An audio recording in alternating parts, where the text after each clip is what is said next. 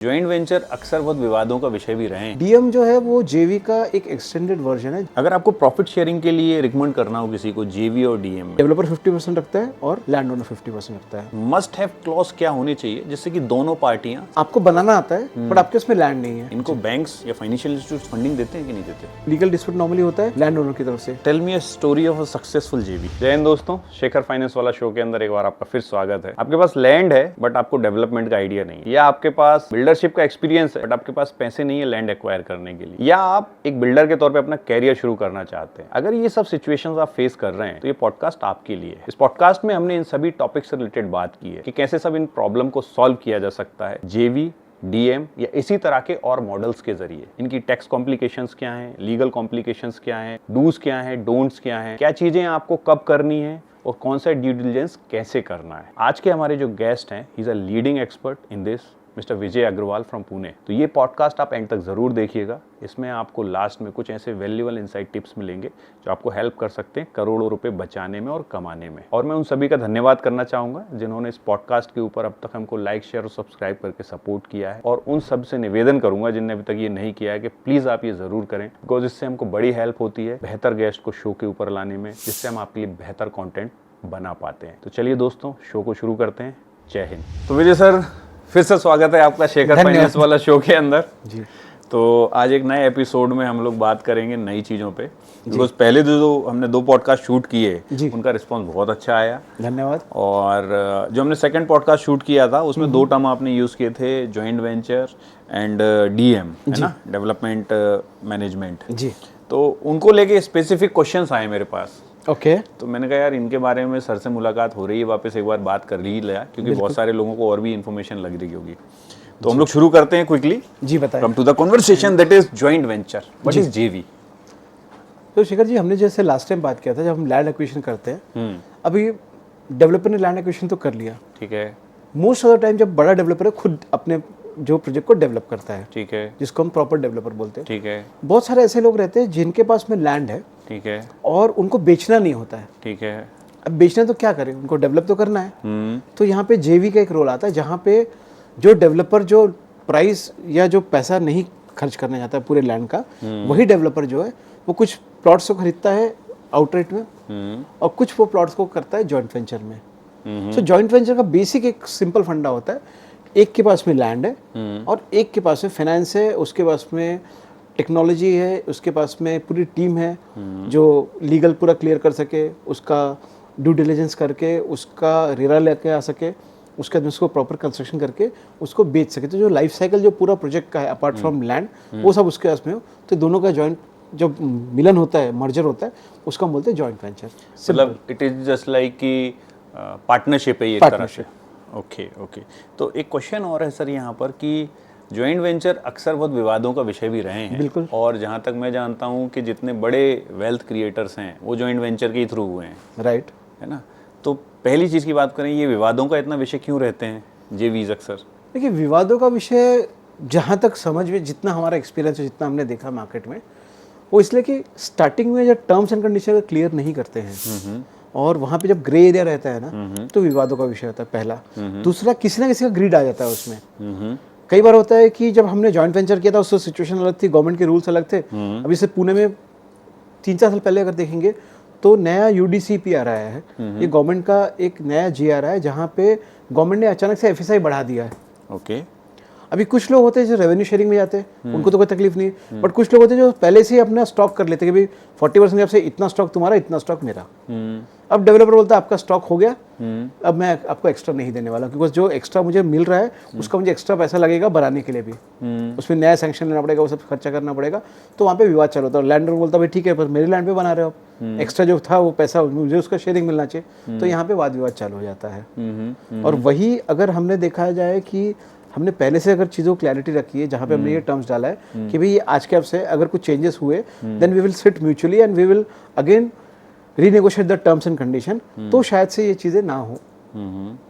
तो वाद और विवाद जो चीज़ हम बोल रहे हैं वो डिपेंड करते हैं कि आपने टर्म्स एंड कंडीशन स्टार्टिंग में जॉइंट वेंचर में कैसे रखे हुए। ये रिटर्न, मैंने एक चीज़ और पूछना चाहूँगा, क्या ज़्यादातर लोग जेवी रिटर्न करते हैं कि नहीं करते?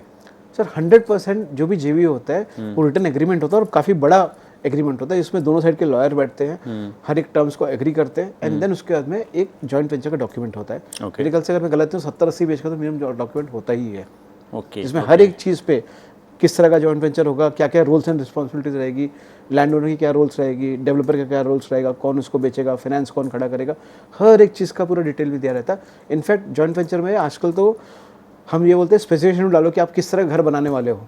2 BHK बना रहे हो तो अच्छी बात है, 3 BHK, बट उसमें क्या क्या आप फैसिलिटी देने वाले हो, लिफ्ट कौन सी कंपनी का रहेगा, गार्डन कितना दोगे, एमिनिटीज एरिया क्या दोगे, टाइल्स कौन सा रहेगा, सीपी फिटिंग कौन सा रहेगा, उस डिटेल तक हम लोग जाते हैं ताकि कल की रोज में जो चीज़ बन रहा है, जो प्रॉमिस हुआ वही चीज़ बने। वाह जी। इसमें सेकंड जो क्वेश्चन था मेरा था कि इससे खूब वेल्थ क्रिएट होती है। करेक्ट। तो जेवी इतने सक्सेसफुल क्यों है?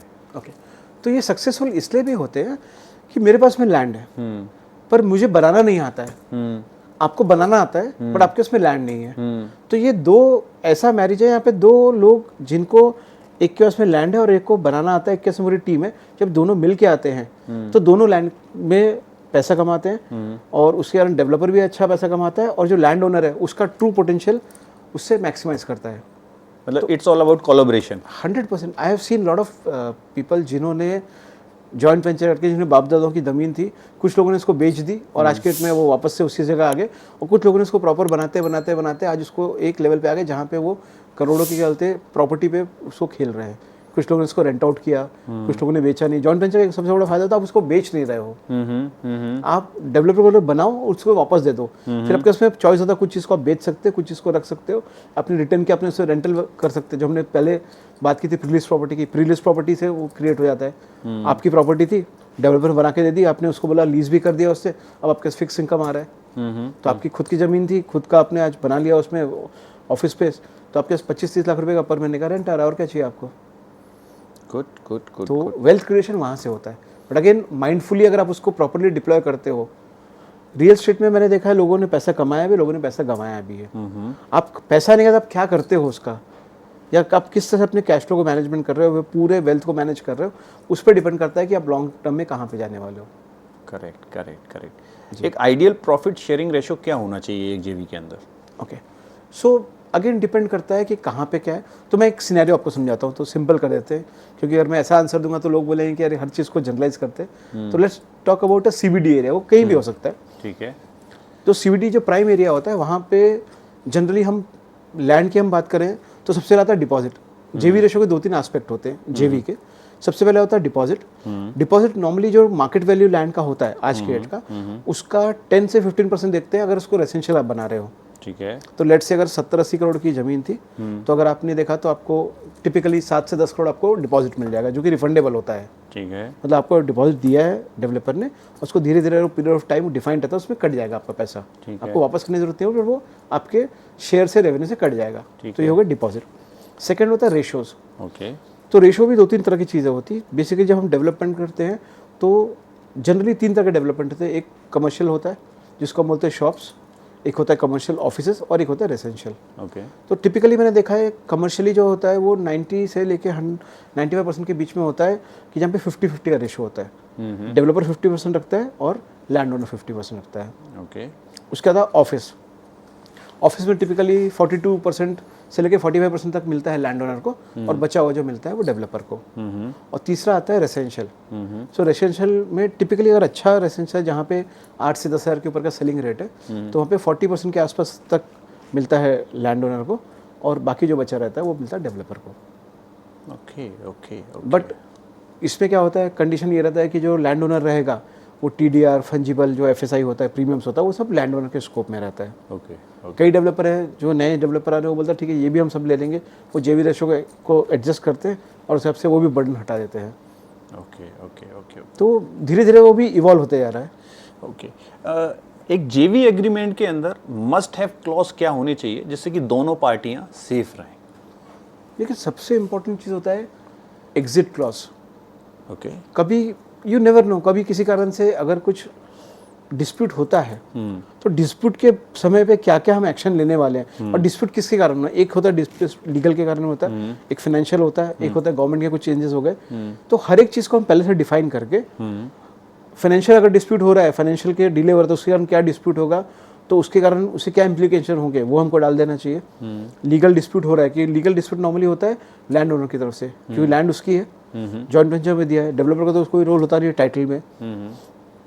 टाइटल की जब हमने अभी लैंड जब हम एक्विजिशन की बात की हमने टाइटल की बात की, तो टाइटल बहुत इंपॉर्टेंट होता है। अगर टाइटल में अभी तो ठीक दिख रहा है बट अचानक से कुछ प्रॉब्लम आता है तो वो पूरा सोल रिस्पॉन्सिबिलिटी होती है लैंड ओनर की, तो उसको क्लियर करके जवाबदारी होती है लैंड ओनर की। इनकेस उसमें अगर कुछ प्रॉब्लम आता है तो डीलर्स डेवलपर्स पे पेनल्टी क्लॉज भी लगा सकता है। ओके, तो वो एक चीज़ होती है। तीसरा होता है गवर्नमेंट के हिसाब से, अगर गवर्नमेंट के कुछ रूल्स एंड रेगुलेशन चेंज हो रहे हैं उसके कारण जो इम्पैक्ट पड़ता है तो फिर उसको म्यूचुअली बैठ कर डिसाइड करना पड़ता है। ओके। ये जेवी के जो प्रपोजल्स होते हैं इनको बैंक्स या फाइनेंशियल इंस्टीट्यूट्स फंडिंग देते हैं कि नहीं देते? 100% फंडिंग देते हैं। अगेन क्योंकि जब जेवी के प्रपोजल्स होते हैं तो जेवी का जो प्रपोजल में जो डेवलपर आता है उसके बुक्स पे और जो वहाँ का प्रोजेक्ट का कंडीशन है, कमर्शियल है, रेसिडेंशियल है, किस तरह का है, क्या सेलिंग है वहाँ पे, उसके हिसाब से सेल्स फिलॉसफी को देखते हुए बैंक फंडिंग करता है। Okay, now we will move to the next thing that is DM. What is DM? So DM जो है वो जेवी का एक एक्सटेंडेड वर्जन है, जहाँ पे इसको हम बोलते हैं डीएम। तो पहले होता है डेवलपमेंट मैनेजमेंट, जहाँ पे एक रेप्यूटेड डेवलपर आता है जिसको बहुत सारा अनुभव रहता है बनाने का, बेचने का, और वो आता है, वो बोलता है कि भाई मैं एक प्रोजेक्ट को डीएम मॉडल पे करूँगा, जहाँ पे लैंड ओनर को जेवी में देना होता है। अभी जेवी और डीएम में सबसे बड़ा डिफरेंस क्या होता है? जेवी में एक परसेंटेज जो हमने बात किया था वो परसेंटेज जो लैंड ओनर का वो रहता है, बाकी पूरा चला जाता है डेवलपर के पास में लैंड के साथ। वेरएस डीएम में जो लैंड ओनर है वो उसका ओनर रहता है। कोई आके उसके लिए आप एक तरह से सिंपल ले में जो बोलते हो, आपने एक प्रोफेशनल कंपनी को कॉन्ट्रैक्ट दे दिया है जो बनाएगा भी, जो फंडिंग का जो है मैनेजमेंट कैश फ्लो पूरा मैनेज करेगा, उसको बेचना है तो बेचेगा, या लीज कर रहा है तो लीज करेगा, उसे सर्टन फीस तय होती है उसकी बेस पे करता है। बट लैंड जो है वो लैंड ओनर का रहेगा आखिरी तक, और फंडिंग भी उसको अरेंज करना पड़ेगा। ओके, तो ये होता है डीएम मॉडल। ऐसे बहुत सारे लोग हैं जिनके उसमें पैसा है, जिनके उसमें लैंड है, उनको जब समझ में आ गई, 2-3 बार उन्होंने जेवी किया, उनको समझ में आ गई अब हमको और अगर अच्छे से पैसे कमाने हैं तो let's go into DM model. Okay, ये अपग्रेड वर्जन है, देखा जाए अपग्रेडेड वर्जन है। आजकल बहुत सारी कंपनीज है जो स्पेशलाइज करती है, जो डीएम में ही काम करना पसंद करती है। वो एसेट लाइट मॉडल होता है from developers point of view. Is that more profitable than JV for developers? I would not say more profitable, इसे एसेट लाइट मॉडल होता है। Asset light model. अभी जेवी में क्या होता है कि उसको पहले डिपॉजिट देना पड़ता है, उसको 10% से 15% अगर कमर्शियल रहा तो उसको 20% तो डिपॉजिट देना पड़ता है, तो वहाँ पे जीरो हो जाता है डिपॉजिट उसका, प्लस उसको पैसे मिलते हैं, तो जो उसके खर्चे रहते हैं वो पूरे निकल जाते हैं, plus at the end of the top line पे वो एक पर्टिकुलर फीस। अगर आप देखेंगे तो 12% से लेकर 15% के बीच में कोई भी एक डीएम मॉडल में फीस चलता है, तो वो उसके लिए स्ट्रेट अवे कमाई होती है खर्चा करने के बाद में। और वो मल्टीपल प्रोजेक्ट में काम कर सकते हैं एक समय पे, क्योंकि उससे पैसा कुछ लगाया नहीं है, अपनी एक्सपर्टीज है वो उसके पास ऑन की है। डीएम मॉडल के अंदर जो मस्ट हैव क्लॉज है, जैसे हमने जेवी में बात करी, तो वो क्या होनी चाहिए? देखिए डीएम में सबसे इंपॉर्टेंट होता है जो ब्रांड आ रहा है, जो डीएम कर रहा है, उसकी या तो उसको बेचने की कैपेसिटी होनी चाहिए, अगर हमको उसको पूरा बेचना है, स्टार्टर सेल करना है। कई बार होता है डीएम मॉडल ऐसा भी होता है जहाँ पे वो जो लैंड ओनर बोलता है मुझे बेचना नहीं है, मुझे सिर्फ बनाना है, उसको आप लीज करके दे दो। अभी बनने के बाद में leasing is the most important aspect. तो हम जो डीएम पार्टनर को लेके आ रहे हैं उसका स्ट्रेंथ होना चाहिए लीजिंग। अगर उसको बेचना है तो हमको वैसा डीएम पार्टनर चाहिए जिसका स्ट्रेंथ है बेचना। अगर हमको उसको बनाना है और उसको हमको रखना है, खुद रिटेन करना है पूरा, हमको बेचना बिल्कुल भी नहीं है, तब उसमें उसका जो स्ट्रेंथ है डीएम मॉडल का, डीएम पार्टनर का, वो होता है उसका लीजिंग। कितना अच्छा लीज कर सकता है, कितने अच्छे उसके पुराने प्रोजेक्ट्स में कॉन्टैक्ट्स हैं, पुराने कस्टमर्स उनके जो हैं, ऐसे लोग कभी सक्सेसफुल रहेंगे लीजिंग के लिए। तो ये बहुत इंपॉर्टेंट एस्पेक्ट है। अगर आपको प्रॉफिट शेयरिंग के लिए रिकमेंड करना हो किसी को जेवी और डीएम में, ओके, एज अ डेवलपर, तो आप क्या रिकमेंड करोगे? सो शेखर जी, इसका आंसर जो है ना 2 टुकड़े में है। एक, आपके पास में अगर फंडिंग है तो I would say DM is also always a good model, कि लैंड तो आपका है ऑलरेडी, आपके पास फंड्स है जहाँ पे आप टीडीआर, एफएसआई, फंजिबल एंसिलरी सब कर सकते हैं, प्लस आप जो कंस्ट्रक्शन फाइनेंस है वो भी अगर अरेंज कर सकते हैं, तो DM is always the best model, because आप उसके खुद के ओनर रहते आखिरी तक। ठीक है। बट अगर आपके पास में पैसा नहीं पर आपके पास अच्छा क्वालिटी का लैंड है, प्राइम पार्सल आपकी प्रॉपर्टी जहाँ पे लोकेशन बहुत अच्छा है, तो उस केस में आपके पास कोई ऑप्शन बचता नहीं, आपको जेवी में जाना चाहिए। बट दोनों कंडीशन में आपके जो पार्टनर होते हैं, चाहे जेवी पार्टनर हो चाहे डीएम पार्टनर हो, बहुत स्ट्रांग होना चाहिए, उसका एक अच्छा बैकग्राउंड होना चाहिए, एथिकल होना चाहिए, ताकि वो आपसे कुछ गलत काम ना करे और जो कमिट करे वो आपको डिलीवर करे। JB और DM जी। टीयर 1 सिटीज़ में तो बहुत अच्छे से काम कर रहे हैं, टीयर 2 सिटीज़ में भी कुछ हद तक ठीक है, बट टीयर 3 टीयर 4 शहरों में भी क्या ये सक्सेसफुल हो सकते हैं? देखिए DM मुझे लगता है कि टीयर 2 टीयर 3 में नहीं हो पाएंगे। रीज़न वहाँ पे लीजिंग और जब बेचना होता है ना, तो वहाँ पे इतने बड़े प्रोजेक्ट बनते ही नहीं हैं। ओके। तो JV is a good option for them. But अगर कोई समझ ले अच्छा मॉल है, अगर कोई हम टीयर 4 के हम सागर जैसी जगह की बात करें या बीना जैसी जगह की बात करें, जो स्टेशन के आसपास कोई एक अच्छा प्राइम एरिया है उनके पास में, सब पुराने लोग हैं तो पैसा अच्छा है उनके पास में, अब उनको एक वहाँ पे मॉल बनाना है, तो मॉल के लिए DM मॉडल अच्छा रहेगा। आपने वहाँ पे खुद का ज़मीन थी, आपने पुरानी ज़मीन थी, आपने पैसे जमा किया, आपने कंस्ट्रक्शन करवा लिया, किसी को बुला के, जो मॉल अगर बना रहे हो तो मॉल की लीजिंग करने के वाले लोग अलग होते हैं, जिन्होंने मॉल बना के पूरा मॉल मैनेजमेंट कर दिया, तो आपके लिए एक वापस से पैसिव इनकम का रूट क्रिएट हो गया, जहाँ पे DM मॉडल चल सकता है। डिपेंड करता है कि लोकेशन क्या है और स्पेसिफिकली आप क्या करना चाह रहे हैं। आजकल बहुत सारे होटल्स हैं जो DM मॉडल में आते हैं, ओके, या कंस्ट्रक्शन मॉडल में आते हैं, कॉन्ट्रैक्टिंग मॉडल में आते हैं। वाह, so sir, so nice of you. और अब मैं आपसे दोनों में एक एक छोटी सी कहानी चाहूँगा जी। एक मुझे JV मॉडल का एग्जाम्पल दें जहाँ टेरेबली फेल हुआ JV मॉडल, और एक मुझे आप एग्जाम्पल दें कि जहाँ बहुत अच्छे से JV मॉडल सक्सेसफुल हुआ, और दोनों में डिफरेंसेस क्या थे वो बताएं। सो मैं जगह और नाम हम कुछ नहीं लेता हूँ, बट आपको एक आइडिया देता हूँ कि ये रियल स्टोरी जो अभी रियल स्टोरी जानिए सर। बता रहा हूँ, एग्जाम्पल जो रियल है, और जिनको मालूम है उनको समझ में आ भी जाएगा मैं किसकी बात कर रहा हूँ, क्या बात कर रहा हूँ। तो एक प्रोजेक्ट ऐसा था जहाँ पे लैंड एग्रीगेटर्स ने कुछ अक्वायर किया लैंड, और काफ़ी बड़ा अच्छा एकड़ किया, मतलब समझ लीजिए 15-20 एकड़ के आसपास का लैंड रहा होगा।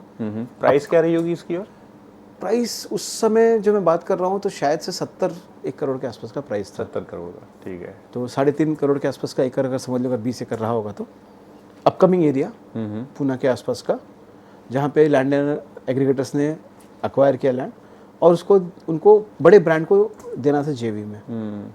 सब कुछ सही चल रहा था। अभी क्या हुआ कि वहाँ पे अचानक से कुछ गांव वालों ने लीगल प्रॉब्लम करना चालू कर दिया। अब वो कितना जेन्युइन था या नहीं था वो अलग की बात है, but at the end of the day जो ब्रांड्स है, जो बड़े ब्रांड्स है, कॉर्पोरेट ब्रांड्स है, वो जब उनको समझ में आया कि यहाँ पे लीगल इश्यूज हो रहे हैं, क्रिएट हुए थे या जेन्युइन था वो बात की बात है, बट वो देख के जो है ना, जो उनके टर्म शीट तक बात पहुँच गई थी, सब कुछ JV रेशो सब कुछ सेट हो गया था, डिपॉजिट सेट हो गया था, वो एक समय के बाद में बिल्डर्स जो बड़े जो डेवलपर थे उन्होंने बैकटक करना चालू कर दिया। ओके।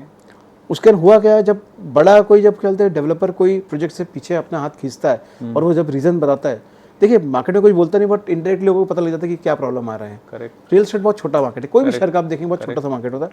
जब समझ में आया लोगों के अच्छा इसमें लीगल प्रॉब्लम आ रहा है, लोकल जो गाँव वाले वो तकलीफ दे रहे हैं, तो बाकी डेवलपर्स लिए आने से मना कर दिया। जो प्रोजेक्ट बनना था प्लॉटिंग का, सॉरी जो प्रोजेक्ट बनना था एक कमर्शियल अपार्टमेंट का, टाउनशिप का, वो प्रोजेक्ट बनना गया फाइनली प्लॉटिंग का। ओके। क्योंकि समझ में आया कि इसमें कुछ होने वाला नहीं है, तो कोई कॉर्पोरेट आ नहीं सकता, तो फाइनली किसी और को देना पड़ा उनको, डेवलपर को, और वहाँ पे उन्होंने प्लॉट काट के बेच दिया। Okay, now tell me a story of a successful JV। तो ये तो एक है। अभी आपको मैं एक और दूसरी कहानी बताता हूँ, सक्सेसफुल वाली या फेलियर वाली? सक्सेसफुल वाली। ओके। देखो लोगों को ना सक्सेस ज़्यादा पसंद आता है, फेलियर तो हर जगह मिलते हैं और रहते भी, बट सक्सेस जो है ना उसका एक सॉस होता है। आप देखेंगे कोई भी सक्सेसफुल जो भी जॉइंट वेंचर है कुछ भी हो, at the end of the देखते हैं कि उसमें चीज़ें क्या सही होती है। अब एक जगह है जहाँ पे सेम तरह की चीज़ें, अगेन किसी ने लैंड एक्विजिशन किया, बट वो लोकेशन बहुत अच्छा था, प्राइम लोकेशन था। प्राइम लोकेशन होने के कारण में वो इन्वेस्टर का प्लॉट था। आपको मैंने बोला पहले था वो जो था लैंड ओनर का जो इनहेरिटेड वाला एंसेस्टर लैंड था। ओके। और ये वाला लैंड था इन्वेस्टर का। इन्वेस्टर का लैंड था। अभी इसमें इन्वेस्टर का लैंड था, मतलब क्या सब कुछ ये चीज़ें ऑलरेडी क्लियर थी। करेक्ट। इन्होंने लैंड का वो कह रहा प्रीमियम दिया, क्योंकि जगह भी प्रीमियम थी, प्रीमियम दिया। पुणे के बहुत अच्छे लोकेशन पे, एकदम प्रीमियम लोकेशन पे दिया। वहाँ पे एक बड़े डेवलपर के साथ में उन्होंने कॉन्टैक्ट किया, और वो डेवलपर आया, उसको प्रॉपरली उन्होंने सक्सेसफुली किया, और उसके बाद में कुछ रूल्स चेंज हो गए गवर्नमेंट के, इसके कारण में जो लैंड ओनर था उनके जो शेयरिंग रेशो था वो भी बढ़ गया, बिकॉज उन्होंने प्रॉपरली डॉक्यूमेंटेशन प्रॉपर किया हुआ था। तो at the end of the day जहाँ पे 3-3.5 लाख या 4 लाख स्क्वायर फीट का माल बनना था, वो जब प्रोजेक्ट एंड में तो वहाँ पे 7 लाख स्क्वायर फीट का माल बन गया। अगर हम वैल्यू वाइज बनतर करें तो वो कितना आया? सो एक थंब रूल बोलता हूँ, 10,000 रुपये स्क्वायर फीट कमर्शियल प्रोजेक्ट है तो 10,000 रुपये स्क्वायर फीट का आप वैल्यू ले सकते हैं पर स्क्वायर फीट। तो पहले जो 350 करोड़ का प्रोजेक्ट था उसकी वैल्यूएशन पहुंच गई 650-700 करोड़, सेम लैंड में, purchase price same, but just पर उन्होंने क्या किया था, सब चीज़ सही की थी। लोकेशन सही था, लोकेशन के बाद में टेक्निकल ड्यू डिलिजेंस सही था, उन्होंने जो बिल्डर सेलेक्ट किया वो सही था, उसके बाद बिल्डर सेलेक्ट सही किया था इसलिए वो फेयर थे, और उन्होंने अपना जो डॉक्यूमेंटेशन किया था ड्यू डिलिजेंस वो प्रॉपर किया था, अच्छे लॉयर को हायर किया था उन्होंने। तो जो डॉक्यूमेंटेशन वो तो प्रॉपर था, जहाँ पे लिखा होता कि अगर कुछ चेंजेस होते हैं तो म्यूचुअली बैठ के एग्री करेंगे, दोनों को एग्रीमेंट जो रहेगा वही आगे बढ़ेगा। तो दोनों विन सिचुएशन पे आए, डेवलपर भी कहते विन हुआ और ये भी विन हुए, और at the end of the day investor ने पैसा अच्छा कमाया, लैंड ओनर ने पैसा अच्छा कमाया, और डेवलपर वाज आल्सो हैप्पी। वाह। तो जेवी रेशो में अगर आपने जेवी अगर प्रोजेक्ट देखा, अगर आपने प्रॉपरली डिज़ाइन किया है, सब कुछ सही है, टिक्स अगर आपने चारों जो हम टिक की बात कर रहे थे, लोकेशन, उसके बाद में ड्यू डिलिजेंस, उसके बाद में डेवलपर, और उसके बाद में हमारा जो जेवी का डॉक्यूमेंट, अगर हमने वो सब सही किया तो at the end of the day you will earn money from land perspective. ये 4 आपने टिक बताए हैं, ये चारों टिक आप बराबर चेक करें, उसके बाद जेवी करें, जो सार में समझ पाया हूँ। जी जी। So sir thank you very much, it's again a wonderful session. I hope so के लोगों ने जो क्वेश्चन पूछे थे उनके आंसर उनको मिल गए होंगे। इसके बाद भी कुछ क्वेश्चंस रहते हैं तो मैं फिर आपको तकलीफ दूंगा वापस। आई एम श्योर, मुझे तो लगता है अभी है ना, अभी हमारा एक परमानेंट घर होते जा रहा है जहाँ पे या वो एक ऐसा चीज़ होगा कि एक चीज़ हम खत्म कर रहे हैं, उसके बाद में कुछ और सवाल आ रहे हैं, उसके बाद में आप फिर बोलते चलो आज बैठ के कुछ और बातें करनी है। Correct sir, correct. तो जल्दी मुलाकात करते हैं sir. And once again Shekhar ji, मुझे एक चीज़ बोलना चाहूँगा, ये आप बहुत अच्छा काम कर रहे हैं जहाँ पे आप लोगों को एजुकेट कर रहे हैं। ये एक ऐसा प्लेटफॉर्म मुझे लग रहा है कि जहाँ पे मैंने आपके और भी दूसरे पॉडकास्ट देखे तो मुझे समझ में आ रहा आप वैरायटी ऑफ सब्जेक्ट को कैटर कर रहे हैं, और उसके कारण में लोगों को एक ऐसा ज्ञान मिल रहा है जो कि जनरली लोग नहीं बताते हैं। करेक्ट। मुझे भी पूछा जाए तो शायद से मैं नहीं बताऊँ, बिकॉज आपने जिस ओपन ढंग से पूछा, जिसने आपने आराम से पूछा, जैसे मैं कैमरा शायद तो मुझे ज़्यादा बात करना पसंद नहीं है, बट जिस तरह से आपने पूछा एक नेचुरल लगा, ऐसा कुछ लगा ही नहीं कि हम कुछ बैठ के बात करें, ऐसा लगा कि हम दो दोस्त आपस में बात करें, उससे से अपने पॉडकास्ट को शूट कर लिया। एक्चुअली सर रीज़न क्या है, क्योंकि हम लोग काफ़ी समय से एक दूसरे को जानते हैं जी। तो एक फंडामेंटल बिलीफ है कि ये पॉडकास्ट मैंने शुरू किया था बैंकिंग के लिए, but I later on realize कि ये बैंकिंग के साथ रियल एस्टेट भी जुड़ा हुआ है, लॉ भी जुड़ा हुआ है, इनकम टैक्स भी जुड़ा हुआ है, बिकॉज ये सब इंटरलिंक्ड है 100%। एक सर ये चोली दामन का साथ है, चोली दामन का साथ है, बिल्कुल। So when I realize that, so मैंने डिसाइड किया कि यार ये सब लोग भी मेरे ही लोग हैं 100%। तो खाली बैंकिंग के लिए कंटेंट नहीं बनाना, इन लोगों के लिए भी कंटेंट बनाना मेरी जिम्मेदारी है। तो that's why all this started, और मुझे लगता है और फ्यूचर में जो जो लोग ऐड होंगे हम उनके लिए भी कंटेंट जरूर बनाएंगे। Thank you. है ना। तो सर जय हिंद के साथ हम इसको समाप्त करते हैं। जय हिंद। Thank you.